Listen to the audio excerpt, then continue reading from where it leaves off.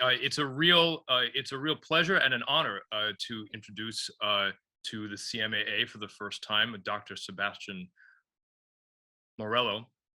Um, a small bio of Sebastian before we dive into the meat of it.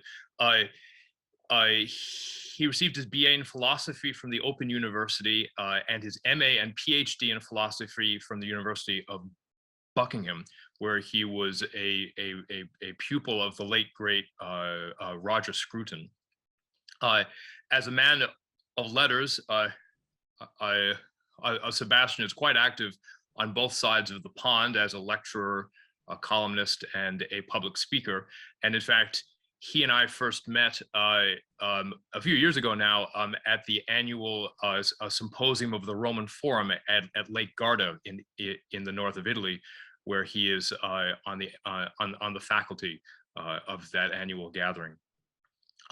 As an author, he is responsible for the recent Angelical Press publication, "The World as God's Icon: Creator and Creation in the Platonic Thought of Thomas Aquinas."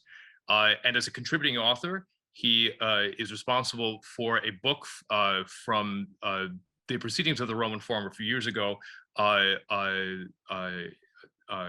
called Luther and His Progeny, and in particular a contribution, the Northern Renaissance and the Protestant Revolt, and also is responsible for a chapter in the book Beyond McDonaldization, Visions of Higher Education.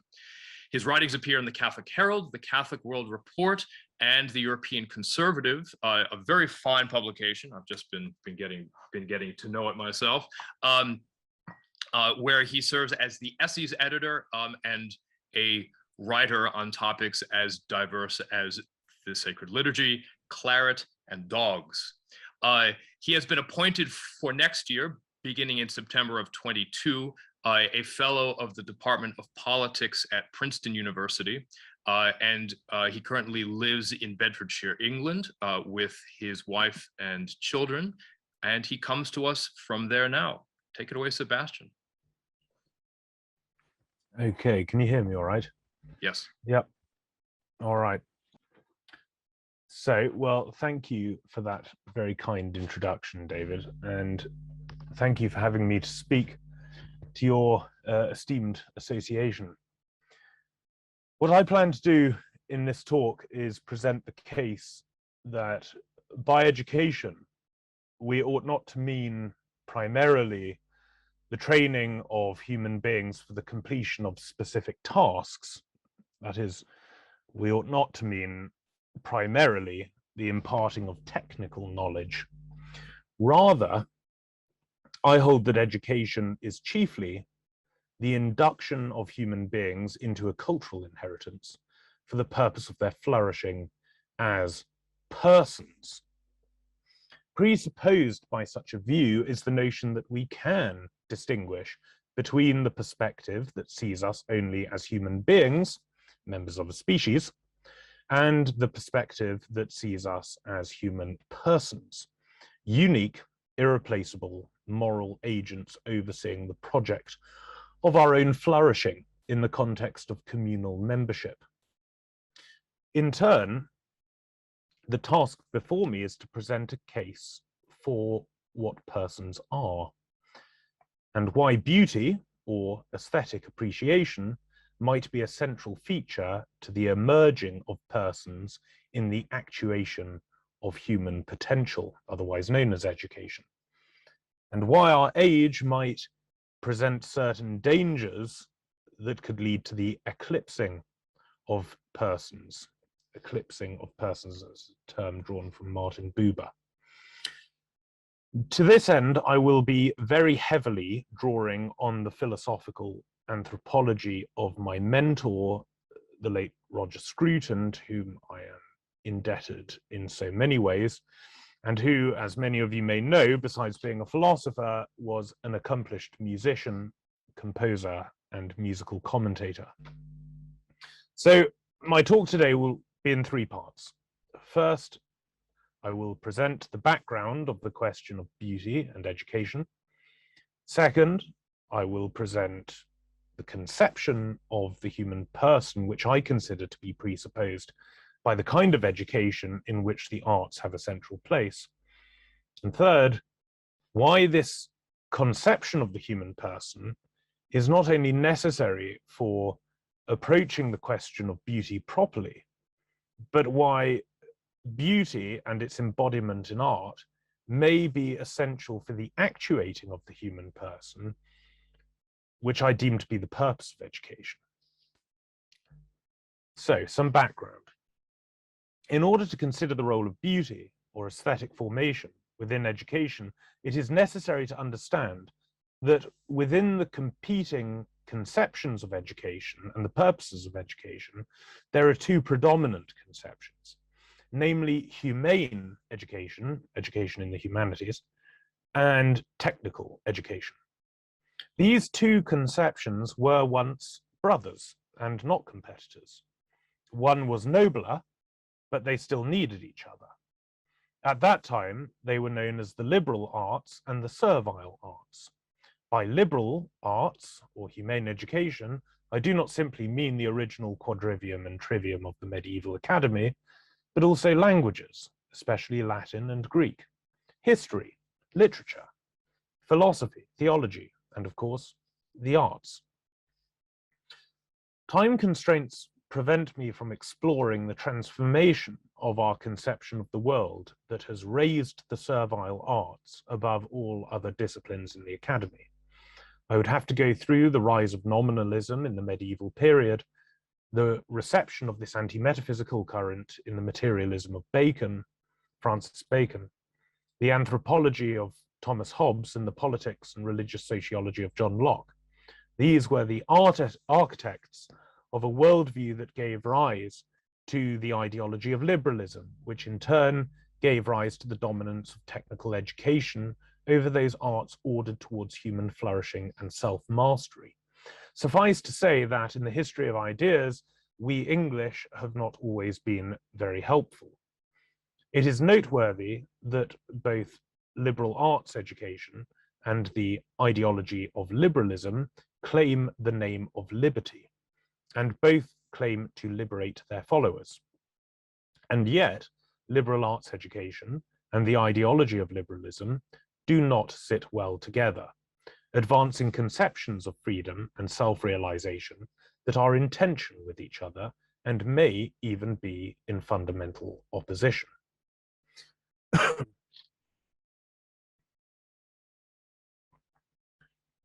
Patrick Deneen, in his celebrated work, Why Liberalism Failed, presents the problem of the corruption of the liberal arts under a politically liberal settlement in the following way. Quote, before the advent of liberalism, culture was the most pervasive human technology and the fundamental locus of education. It was the comprehensive shaping of the person which took part in, and would in turn pass on, the deepest commitments of our civilization. Liberalism undermines education by replacing a definition of liberty as an education in self-government with liberty as autonomy and the absence of constraint. Ultimately, it destroys liberal education, since it begins with the assumption that we are born free, rather than that we must learn to become free. He continues, the classical understanding of liberal arts as aimed at educating free human beings is displaced by emphasis upon the arts of the private person. An education fitting for a res publica is replaced with an education suited for a res idiotica. In the Greek, a private and isolated person, end quote. So according to Deneen, then, the emergence of the ethico-political worldview known as liberalism marked a fundamental rupture in our civilization, prior to which the enjoyment of a shared culture, albeit with local differences and distinctions, was the enjoyment of a technology adopted from the Aristotelian term techne, namely a principle for the transformation of nature, in this case, human nature. Induction of young people into which was the purpose of education. This transformative process largely operated under a widespread guild system, within which student was formed by master so as to be liberated into the fullness of his humanity. This system was indirectly, then directly, called into question by the various social contractarian theories of the 17th and 18th centuries, which shared at least one thing in common. They all understood humans to have been brought into being in a state of freedom, holding that it was precisely social induction that fettered them. The liberal arts then became hijacked by ideological motivations that reframed them as emancipatory disciplines that do not liberate us for social participation, but from the oppressive domestic and social authorities that have sought to shackle us from the moment we were brought forth, naked and free, and delivered to the breast of our first tyrant. However much sympathy you might have for the conception of education that now dominates, downstream from the success of liberalism over the past 3 centuries, I wish to suggest that those devoted to the world of music are necessarily invested in the classical conception of education and ought to be quick to rally to its defense. As education is increasingly justified by its use, its applicability, what you can do with it, rather than what it can do with you, so too music, whose purpose ought not to be sought beyond the music itself, might disappear. Already, music is increasingly understood not as a source of meaning, but as a tool for bringing about the appetitive and bodily impulses so celebrated in our age. The pornographic music videos that accompany pop and rap songs theatrically express the instrumental purpose of the noise that is blaring out. For this reason, melody has been subordinated to harmony. Harmony has been subordinated to rhythm, and now the mere repetition of a synthetic beat to near unintelligible cursing and grunting passes for music solely due to the impulses it raises in the listener. This trajectory could see the end of music as we understand the artistic category, and at its source will be the problem of self-government. The problem of self-government or self-mastery has always been linked to the problem of our unruly appetites. It is certainly odd that our appetitive impulses seem to bring into subjection our higher faculties like imagination and memory, and they in turn seem to bring into subjection even higher faculties like our ability to reason or make an act of will.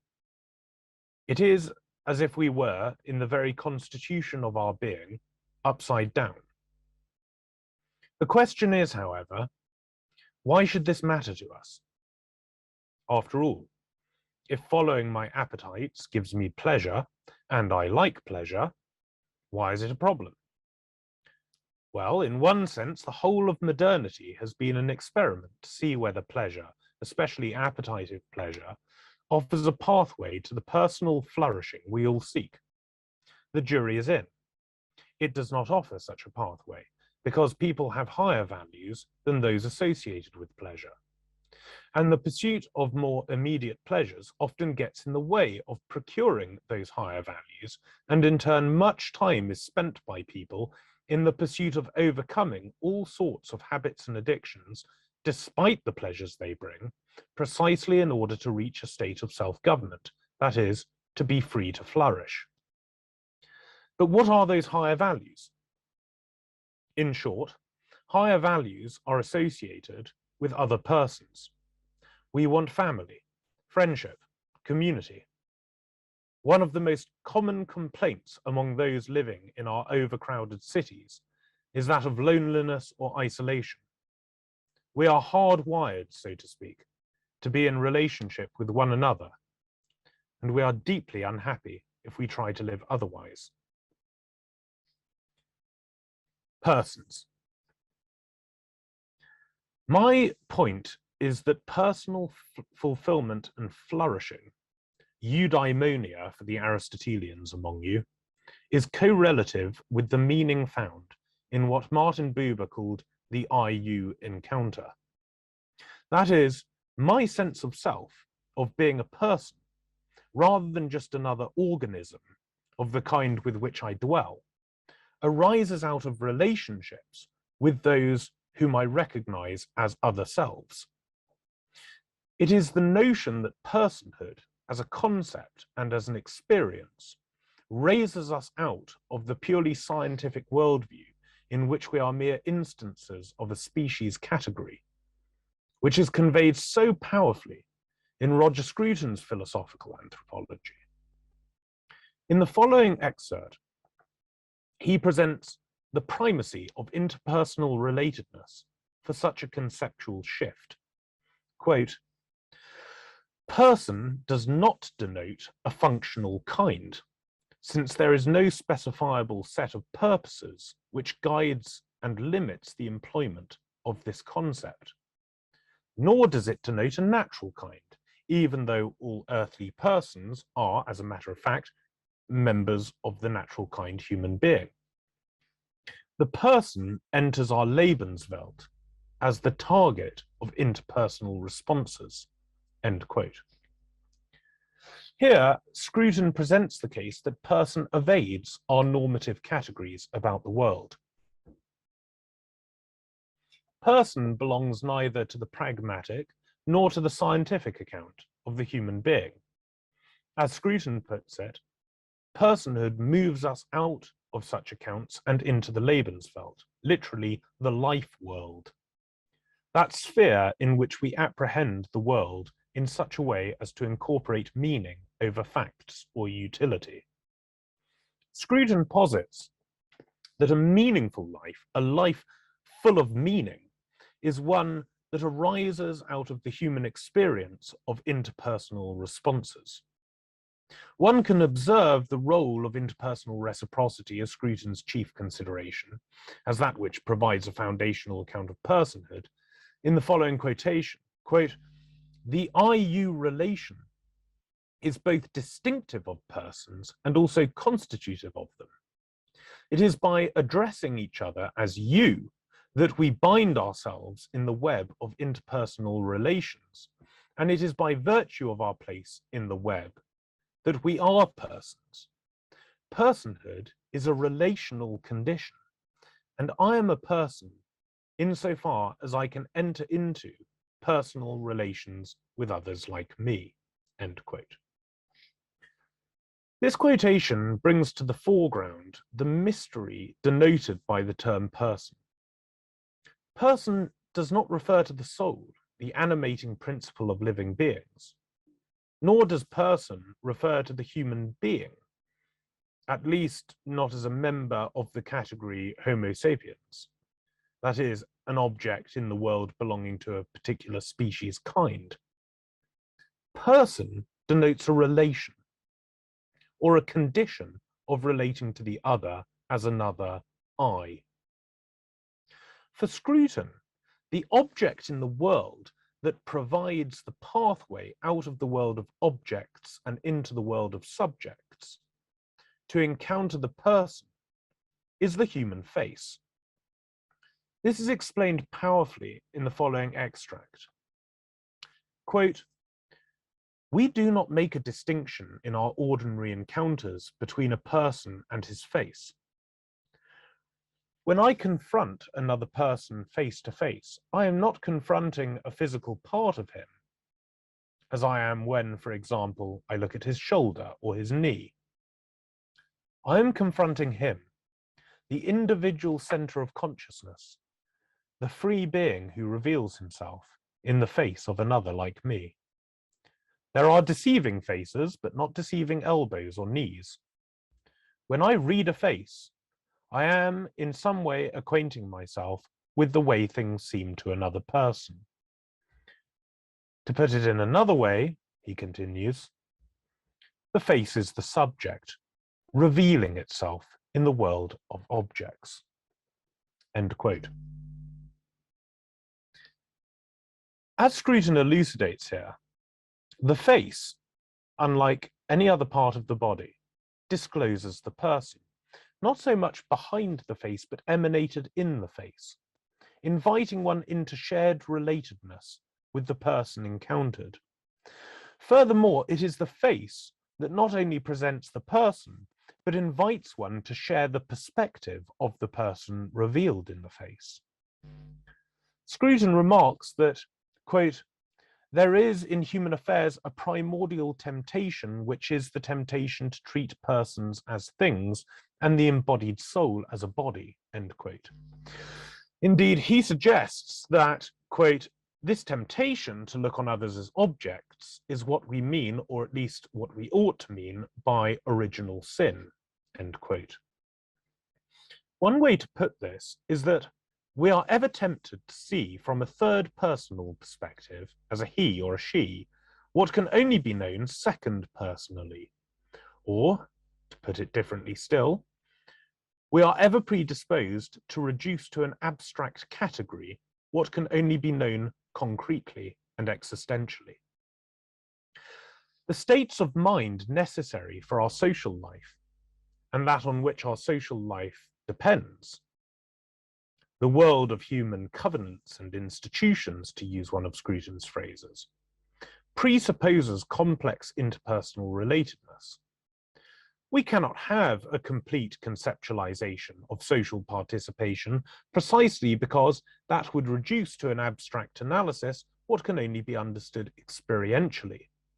When we try to understand our social life in a removed way, as if we were examining the behavior of a hive or a herd, proposing hypotheses about what accounts for intentional states of individuals, we reduce the person to a mere organism. By so doing, the distinction between human being and human person vanishes, and as a consequence of such a third personal analysis, we reduce the content of morality to the establishing of contractual arrangements. The overall effect of this approach is that we fail to account for our experience of interpersonal relatedness altogether. Scruton presents this problem by reducing morality to contractual arrangements, and he holds that such a view cannot be avoided if the primacy of IU relatedness and our capacity to adopt each other's perspectives is exchanged for a third personal analysis of our condition. Quote, we cannot live in full personal communication with our kind if we treat all our relations as contractual. People are simply not for sale. To address the other as you, rather than as he or she, is automatically to see him or her as an individual for whom no substitutes exist.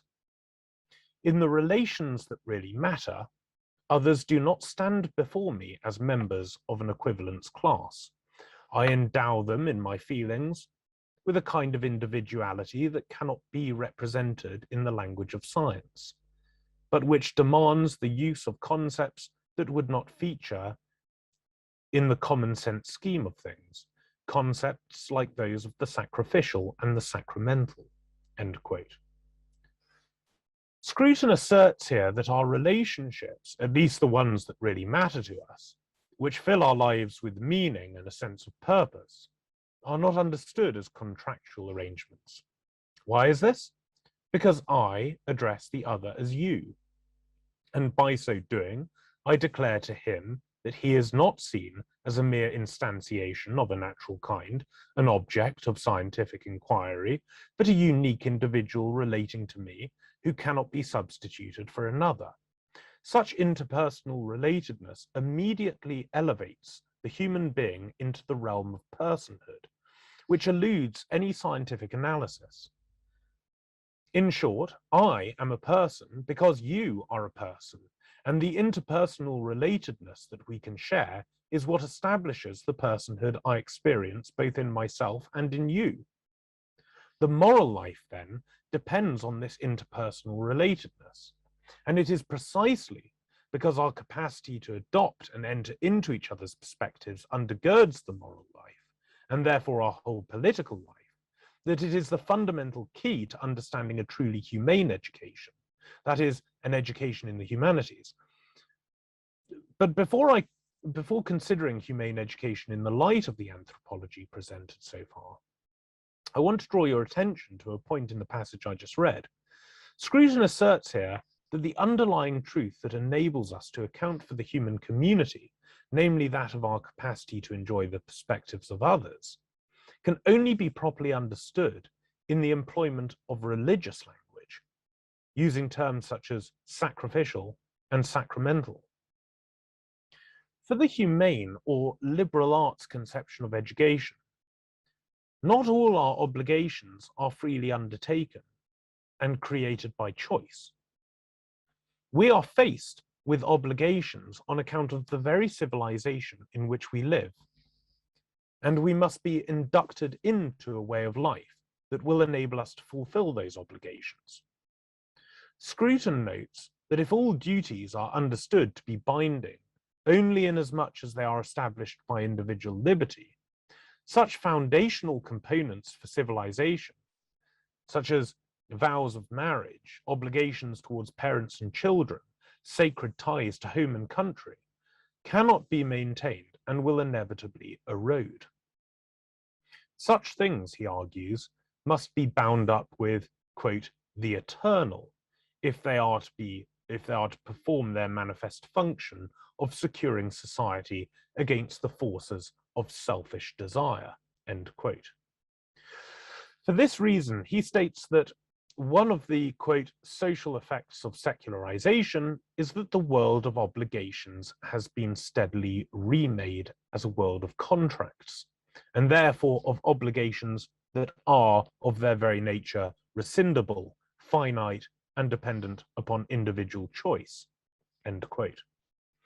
It is plausible that a society founded on ephemeral and revocable contracts, rather than on binding covenants which call us to account for our very selves, is not one that can survive.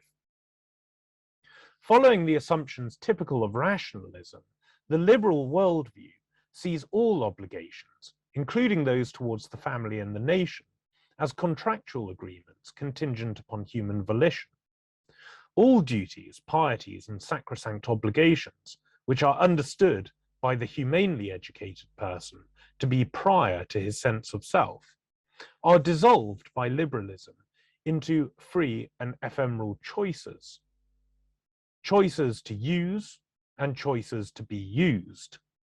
In other words, in the liberal worldview, in being essentially contractarian, the liberal worldview is essentially third personal. What arises out of the liberal proposal is a vision of society not composed of a great and mysterious complexus of interpersonal relations, subject to subject, but something much more like a machine, each of whose cogs could be substituted for another of the same kind, whence arises the primacy of technical education. For Scruton, a sense of accountability, responsibility, and the virtues necessary for social life, as well as the education that puts us, quote, in charge of our passions, are unavailable outside a tightly woven social context, end quote. This insistence on the human need for a closely united community, which is so central to the liberal arts vision of education for the polis, is undergirded by the concept of the human person I have sought to present. It is plausible that the human person is becoming increasingly eclipsed in our modern worldview because, as Scruton notes, quote, we have taken the concept out of context, seeking to define it in abstract terms, end quote. But such an abstraction is not a person at all, not a subject, but an object submitted to impersonal analysis.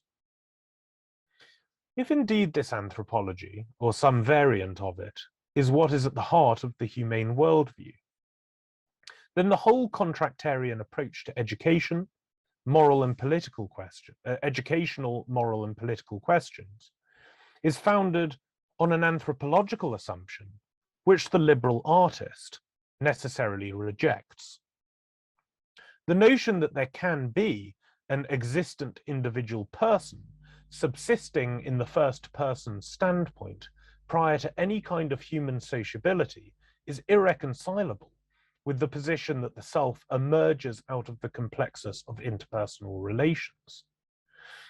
Whereas liberalism typically holds that society is a product of the individuals who have opted into it, the liberal artist holds the opposite to be true. The first person standpoint emerges out of the second personal relatedness achieved through social participation, for which training is needed, and not primarily technical training, but the formation of personality. Scruton argues to the root of the matter, quote, the moral truth that our obligations are derived from the IU relation is founded on a metaphysical truth, which is that the self is a social product. It is only because we enter into free relations with others that we can know ourselves in the first person, end quote. The moral life of the human person, then, emerges concurrently with the emergence of the human person, a process generated by social participation, an essential component of which is didactic induction. In sum, the fundamental point here is that the word you denotes a summons into relation with me. In order to be the instigator of such a summons, I must be in possession of the first person standpoint. I must be a subject. But this standpoint has itself emerged out of my IU relations within the community by which I am engaged in a collaborative project of material and moral betterment. This is what is at the heart of the IU encounter, which calls the other into one's perspective on the world in an effort of mutual understanding and with the hope of enjoying a shared project. I insist on the realism of this position, and this is why I emphasized Scruton's point about how the visible and concrete object of the face discloses the person. As Scruton puts it, quote, there is no cryptic entity to which I refer as I, and which is hidden from your perspective, end quote. Rather, he asserts, quote, I am this thing that you two observe, and which can be understood in two ways, as an organism and as a person. Beauty. Is beauty, or formation in aesthetic judgment, really an essential aspect of the kind of induction required for the actuation of the person in society? Surely, in any case, considerations of beauty chiefly lend themselves to third-personal analyses. At least such a third-personal approach seemed to have been suggested by Aquinas, and was highly developed by his 20th century disciples, Jacques Maritain and Etienne Gilson. This Thomistic account held that beauty had an essential relationship with the transcendental attributes of being, goodness, unity, and truth. Aquinas explained this by stating that there are three components which, when seized by the human intelligence, enable us to judge the presence of beauty. Quote, beauty includes three conditions: integrity, or perfection, since those things which are impaired are by the very fact ugly; due proportion, or harmony; and lastly, brightness or clarity. The three conditions which Aquinas mentions are understood by his modern interpreters to be the transcendental attributes of being, goodness, unity, and truth, as grasped through the prism of aesthetics. Integrity, integritas, this is what conveys the reality of the thing. This is the radiance of the form, and it communicates that the individuated object conforms well to its universal nature. This particular dog exemplifies dogness. Something is beautiful because it is good, i.e., it has integrity. It is the sort of thing it's supposed to be. Proportion, consonantia. By this condition, we grasp the order and unity of the object. This dog has a disproportionate body in relation to its legs, and therefore is ugly, or at best comical, but not beautiful. On the other hand, this dog is well proportioned, and therefore is judged a well-structured creature and pleasing to look upon. Clarity, claritas. By this condition, the object's intelligibility is grasped. The object is beautiful because it reveals its truth. Perhaps it's better to leave dogs alone for this one. Consider Bernini's sculpture, Ecstasy of Saint Teresa. We can clearly see exactly what the object is seeking to convey. The object is deemed beautiful because the truth of it is easily grasped. Traditionally understood, the transcendental attributes are not considered actually distinct, but distinct only in aspect. These three conditions of beauty, therefore, are deemed to be convertible with one another precisely because they are the transcendental attributes of being understood through the prism of the beautiful, with which they are also deemed to be convertible. This, of course, logically entails that ugliness is not some thing, but a privation of being. Ugliness or disharmony is then the principle of evil as understood through the aesthetic category. In turn, whatever is beautiful. And in the hierarchy of being that spans both creation and creator, whatever most is uttermost beauty. Hence we have Augustine of Hippo exclaiming, "Late have I loved you, O beauty, ever ancient, ever new."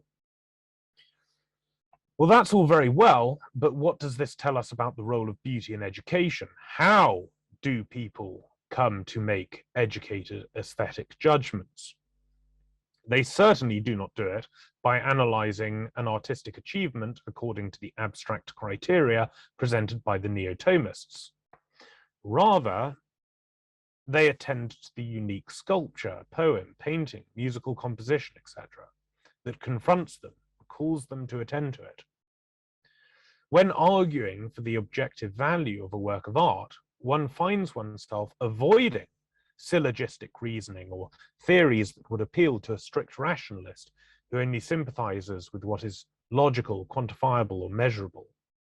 Rather, reasons are offered as invitations to see the work of art in this way or in that way, or to keep such and such in mind when considering the work. This is not to diminish the objective value of a given work of art, but to indicate that part of the knowability of that objective value is found in perspectival thinking. A part of making objective aesthetic judgments is found in our ability to adopt the perspective of another, or share perspectives with another. In other words, the knowability of the value of an aesthetic achievement must be sought, in part, in the I-U encounter. Indeed, a cultivated capacity for perspectival thinking is what Edmund Burke, at the beginning of his philosophical inquiry into the sublime and the beautiful, presents as a vital component in the education of taste, that essential sensitivity at the heart of 18th century aesthetic formation. Scruton, in fact, goes so far as to argue that our ability to make aesthetic judgments about given objects in the world greatly relies on our capacity for extending the experience of the I-U encounter to our encounter with impersonal objects. Quote, Aesthetic values are intrinsic values, and when I find beauty in some object, it is because I am seeing it as an end in itself and not only as a means. And its intrinsic meaning for me in the here and the now. That way of encountering objects in the world is importantly like my way of seeing persons.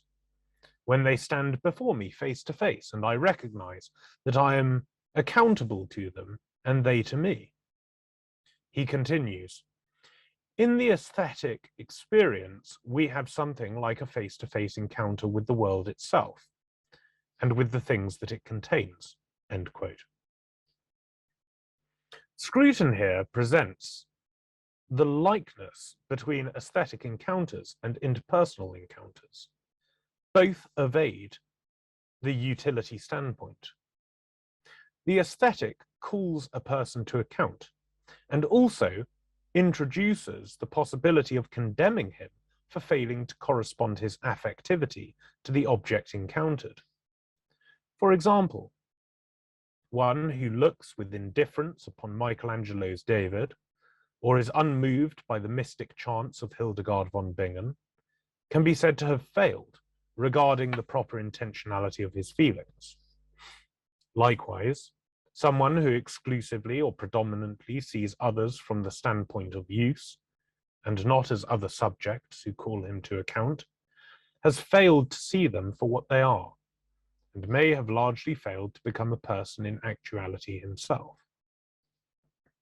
Of course, another feature of art in particular, which indicates its connaturality with interpersonal relatedness, is its embodied character, something which Ian McGilchrist, in his magisterial work, The Master and the Emissary, highlights in his discussion on the Enlightenment. Quote, art is by its nature implicit and ambiguous. It is also embodied. It produces embodied creations, which speak to us through the senses, even if their medium is language, and which have effects on us physically as embodied beings in the lived world. The Enlightenment is concerned primarily with the intellect, with all that transcends, from the Enlightenment point of view, the limitations of the contingent and the physical, the incarnate and the unique, end quote. To transpose McGilchrist's point into the idiom of this talk, art, as opposed to the abstract category of beauty, simply does not lend itself to third personal analysis.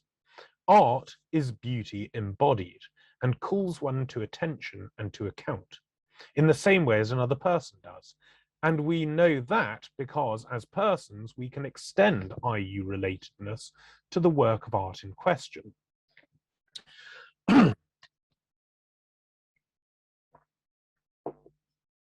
Humane education entails the theme of IU relatedness, that is, our capacity to adopt the perspectives of others, and by extension, our capacity to adopt the vision of our whole civilization, so as to be formed into actuated persons able to participate in society.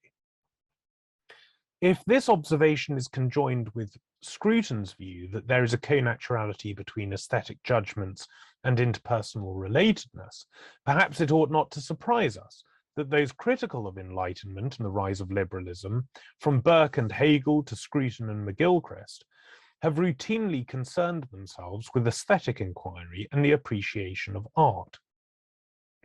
At the heart of the Lebenswelt, the world of meaning, is the mystery of the person and the web of interpersonal relations that constitutes and is constituted by persons.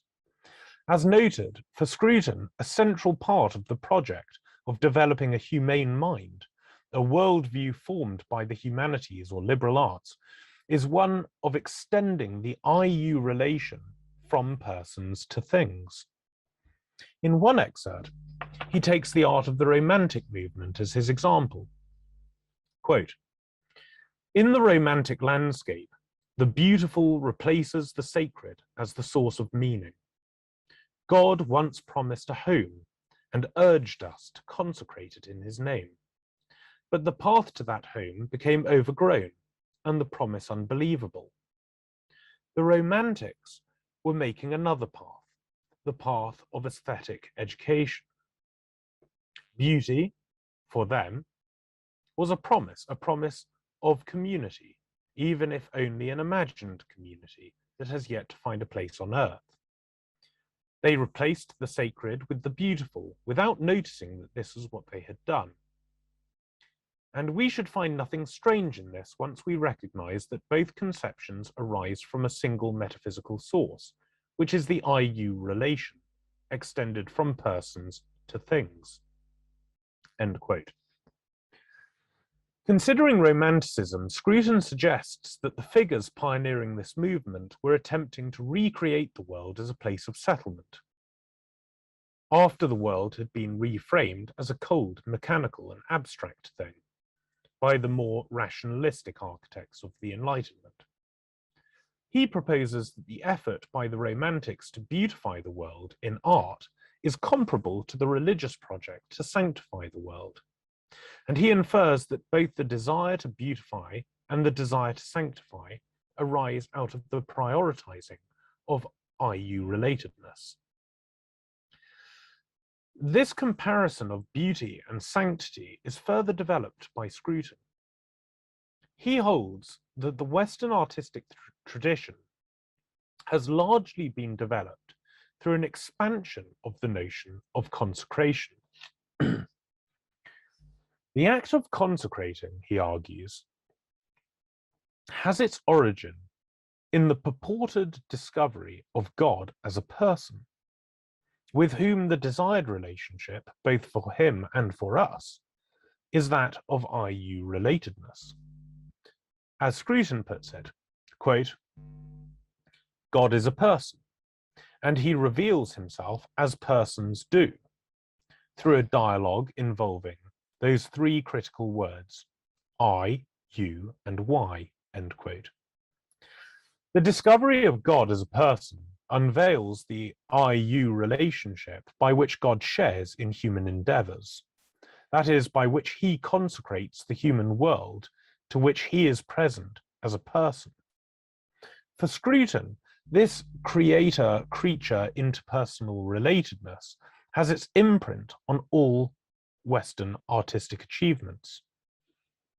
He further explains in the following excerpt, quote, consecration is something we do, presenting a thing for divine endorsement. It is the theme of all those rites of passage whereby communities renew themselves, and it is the beginning of any building that is to be permanent, any building in which settlement is the goal. The secret of the classical tradition is that it takes the act of consecration and generalizes it. The upright posture of the column in which the building stands before me, I to you, is endowed with a face, by the division into sections and by the elaboration of moldings and transitions.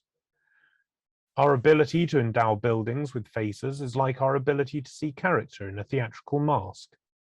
By facing a building, we conjure a face in it, and by silently addressing it, we allow the building to address us in its turn. This facing of a building stands to the defacing by a billboard as real devotion stands to idolatry. End quote. Here Scruton notes that consecration marks both the presenting of something for divine endorsement and the divine work of making that thing sacred. In other words, consecration is a project of enjoying and prolonging shared attention between divine person and human person. This relationship envelops the promise of permanence by the one who holds all in being. In Scruton's view, this I-U relationship between creator and creature is successively stamped on every true instance of the Western aesthetic tradition. In turn, When we see an ugly building or a beautiful building defaced, we see in this something comparable to religious devotion directed at an idol. If indeed the personal, even facial character of classical buildings is downstream from the I-you relationship with God that is at the heart of Western religious culture, then ugly buildings are an indirect defacing of God. For Scruton, there is a real comparison here. Idolatry is a true evil, worthy of all the condemnations it receives in Holy Writ, because it is the defacing of the God who has been unveiled as a person.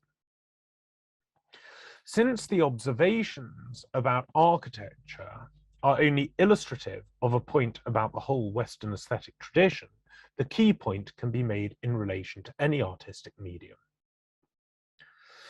Before I conclude, I want to quickly anticipate a possible objection to the philosophical anthropology that I have advanced, developed out of Scruton's thought. The position may be criticized for its circularity. Persons are defined by being subjects in relation, but only persons can be subjects in relation. Therefore, person is part of the definition of the of person. This circularity, however, is insufficient to call such reasoning fallacious, since all definitions must be traced back to some basic concrete experience, which is precisely the object of the personalism of I-you relatedness, denoting a contextualized concept or experience rather than an abstraction. Circularity cannot be avoided when engaging with that which is most fundamental and foundational in accounting for the human person. This position only seems circular if it is believed that causes cannot be causes of one another, and there is no reason why this should be the case. Indeed, it is argued by John F. Whipple that when addressing what is most foundational and fundamental in the contingent rather than the uncreated order, one is always engaging with correlative causation.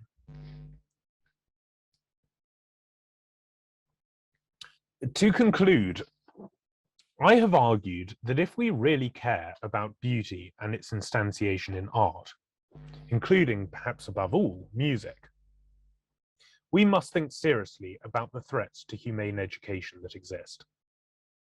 Such education, however, presupposes a conception and a lived experience of the human person that itself may be under threat. For humane education is education for the polis, that place of human gathering in which he or she become you. For this reason, whilst it sits uncomfortably with me as someone who prefers rural life, it is nonetheless obvious to me why the eschaton is distinctly urban, with heaven being revealed to us as a city.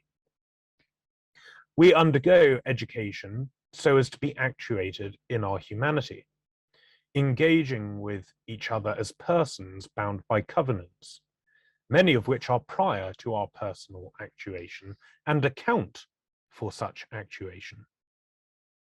The reduction of reality to mere utility, a reductionism that has largely placed us in what Martin Buber called an it world, has had two undesirable effects for the Western artistic tradition. First, art has increasingly been subordinated to propagandistic purposes, which means that hordes of overpaid fakes can exhibit their garbage because it challenges convention or draws us to the marginalization of this or that identity group, but without having achieved anything in the aesthetic domain. Second, art has been subordinated to the cravings of appetitive impulses, and, like the feelies and scent organs of Huxley's Brave New World, is having the effect of infantilizing us further, literally reversing the effects of education in our civilization. And who knows where that will end? I have argued that beauty and its embodiment in particular artistic achievements is something we come to appreciate in the context of enjoying interpersonal relatedness, a relatedness for which and by which we are educated into truly actuated persons. And it is paramount that we are educated in aesthetic appreciation, because it is this that can and should raise us into the Lebenswelt, above the world of utility whose predominance is eclipsing the person. In the Lebenswelt, human beings are persons and even enjoy shared relatedness with non-human persons, which may be why art marks a singular achievement in perpetuating the presence of the divine person in the profane sphere. Thank you very much. Thank you indeed, Sebastian, for a marvelous address and a thought-provoking one, a provoking one in so many ways. I'd encourage all participants, if you have a question for Sebastian, please to type it in the chat, either to everyone or as a direct question to me. And while we wait for some to appear, I'd like to ask you, Sebastian, what specifically with respect to this question of music, what are your thoughts about the IU relatedness or lack thereof in a Neoplatonic conception of music? And I mean this question in the context, let's say, of a number of classical musicians, and by classical I'm in the broad sense, not the narrow historical sense, who speak of the who justify their art, and perhaps that's not quite the right word, justify, but speak of the importance of their art, let's say, precisely because of its instantiation of the harmonies of the spheres and so forth. Does that run the risk, in your estimation, of creeping into this third person, as you put it, understanding of art? Well, sorry, and I mean, sorry, and I sorry, just as a postscript to that question, I mean art quite precisely, and I appreciate so much that great distinction that you made between art and beauty, so essential. So I do mean art. Sure. So I think it can go in either direction, actually.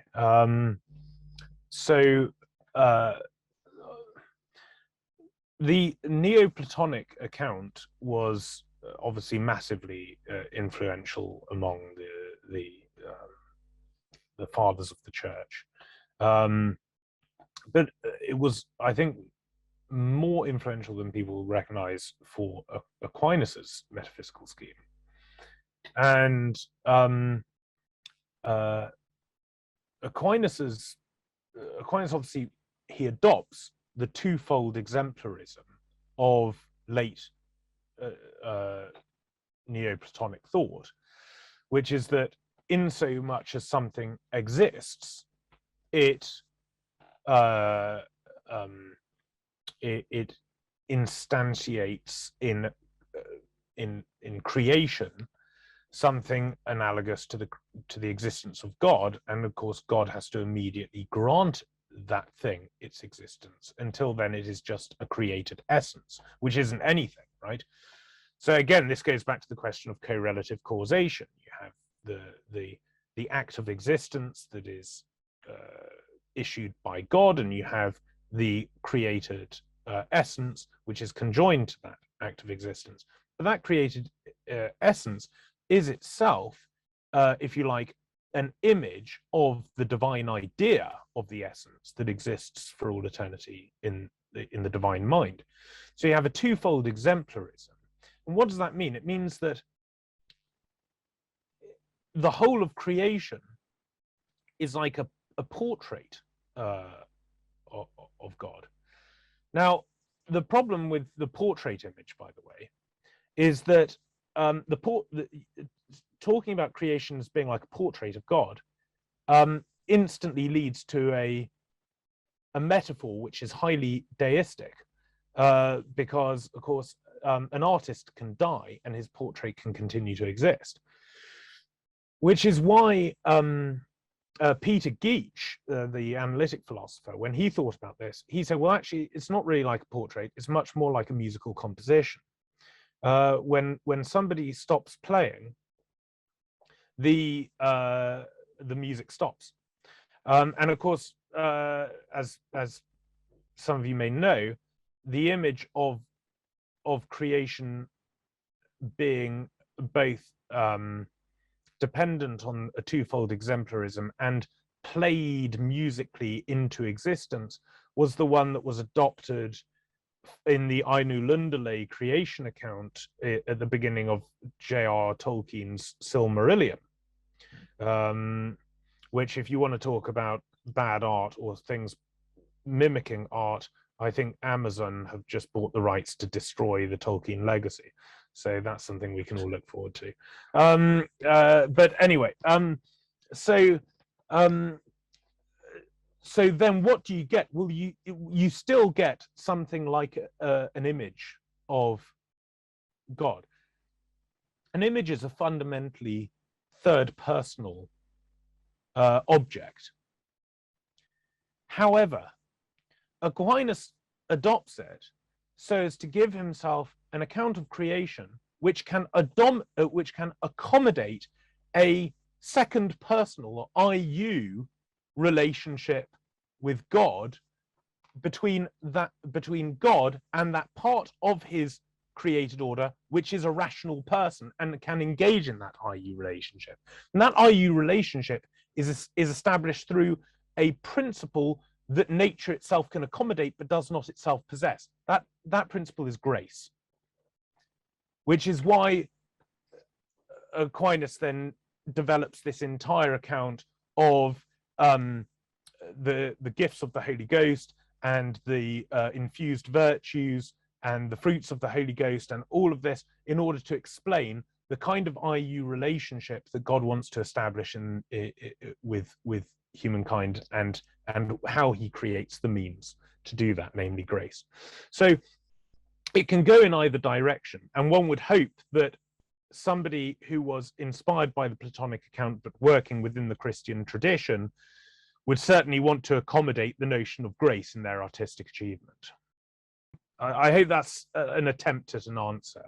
Yeah, no, that's great. I have a bunch of questions here myself, but I want to also get to those from the floor. So I will ask you this: how do we, as liberal arts educators, foster the IU encounter before art as the mode of recognizing beauty, while keeping guard not to slip into a subjectivism that defines such, that beauty is in the eye of the beholder? How do we foster that? Well, yes, it's an extremely good question. I think this comes back to the point of perspectival thinking. If we are talking seriously about appreciating aesthetic achievement in the context of the kind of interpersonal education that I've tried to argue for, then you're not so much falling back on your own assumptions, but you're trying to expand the domain of your aesthetic commitments by entering into the commitments of others, which are always going to be like yours, but also in some way possess insights that go beyond anything that you've achieved, which is why, education is a fundamentally communal activity. And so, and of course, opinions are always going to there are always going to be opinions that are in opposition, and emphases are going to change in different ages and in different cultures, and that's all fine. That's all part of it. And by the way, it's also true that there are many things that seem like emphases. Sorry, there are many things that seem like reasons for opposition, but are in fact differences of emphases. And it's not just about this in the arts; it's also at the level of so why is art such a good topic for incorporating conversations of grace? Well, because the way that the Greeks tried to define artistic achievement is that it's something added onto and transformative of nature. So you have nature, and then you come along and you do something artistic to it, and you make it art, right? And this is very similar to what grace is doing with nature, right? It comes on, it does something to nature which is transformative of it. So there is something analogous between the artist and the saint, if you'll let me be so bold as to say that. There's something analogous there, and even saints sometimes disagree with one another. In fact, Saint Jerome was good at almost disagreeing with every saint he ever met. So it's that's all part of just the kind of wonderful chaos and drama of being a human being. But it doesn't mean that you cannot, within that drama, undertake a serious aesthetic and artistic education through taking the perspectives of others very seriously, which is also an act of humility to do so. So I'll leave it there. I'd like to ask you this question, which is in the discussion of an IU relationship to the work of art. To what extent is that an actual description? That's poorly phrased. To what extent is that only analogous? And the reason I ask that is that an essential part of the relationship between any two human persons is that both are capable of change as a result of that relationship. But that's not true with a work of art. It's true that I can change before behold it, in the face, so to say, of the Pietà or Saint Teresa in ecstasy. But it's not changed by me. Now, I might suggest that maybe music is uniquely situated in this regard precisely because of the fact that it, that it always needs to be performed. But that's only, I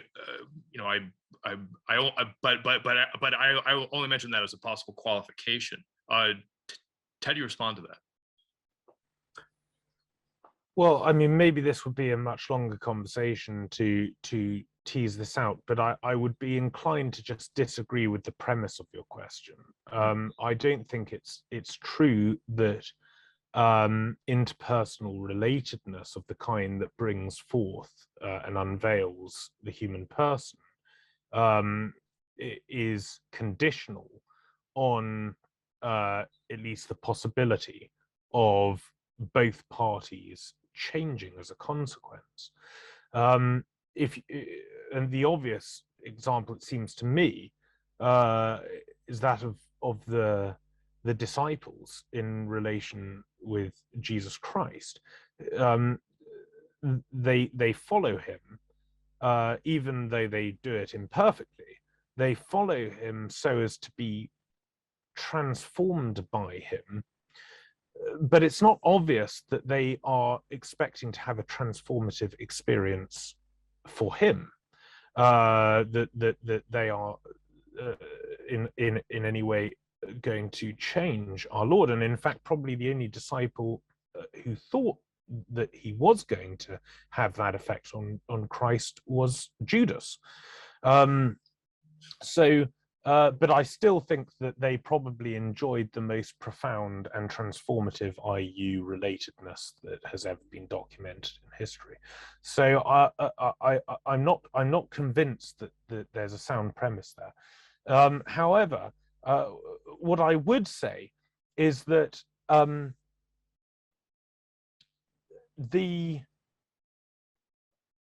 there is a kind of change in the impersonal object with which we can extend IU relatedness, in as much as we perceive it. So again, that is a change in us, but it's a change in our relatedness with the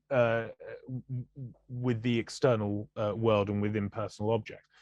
And this is actually what the role of Romanticism was trying to do. It was trying to, once it had been through Bacon and Hobbes, it was what people were left with was this incredibly harsh, mechanistic, cold world, which was then given a kind of scientific foundation in the more mechanical worldview of Newton. And the Romantics were desperately trying to re-enchant that world, but they didn't do it in a way that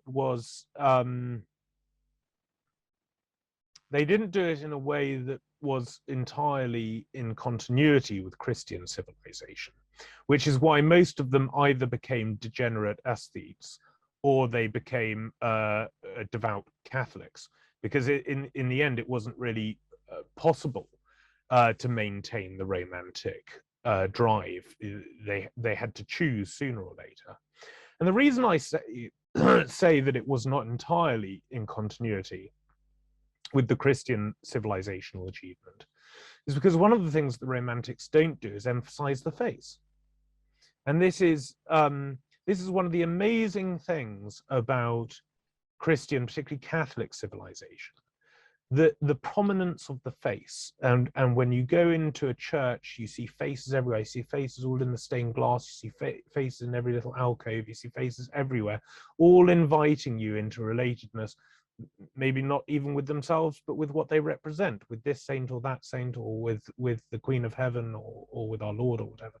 And of course, in the Reformation, when there was a fundamental break with that civilization, at least in my country, one of the first things they did was smash off the faces of all the saints. So, I'm not having a dig at any Protestants in the audience, but it is an important feature because that event was upstream of many of the correctives that the Romantics were trying to bring to the table, you see.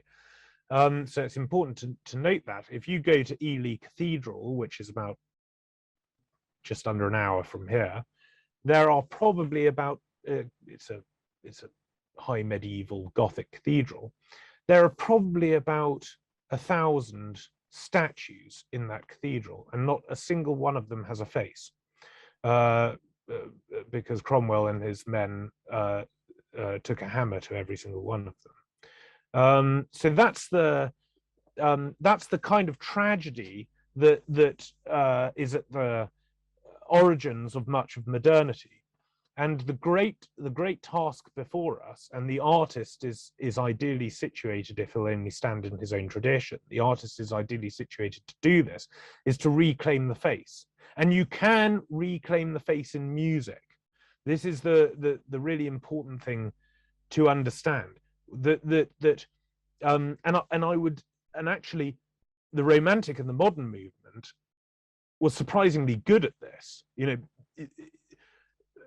The works of Beethoven and Mozart, especially, and actually, let's bring back the Protestants and pat them on the back. The work of Bach, right, confront you as pseudo persons. They call you to account, And they do it in the way that I described earlier, that they call you to account and they stand in judgment over you if you fail to correspond your affectivity properly. So the face is there in music. It's there in a different modality, but the face is there in music.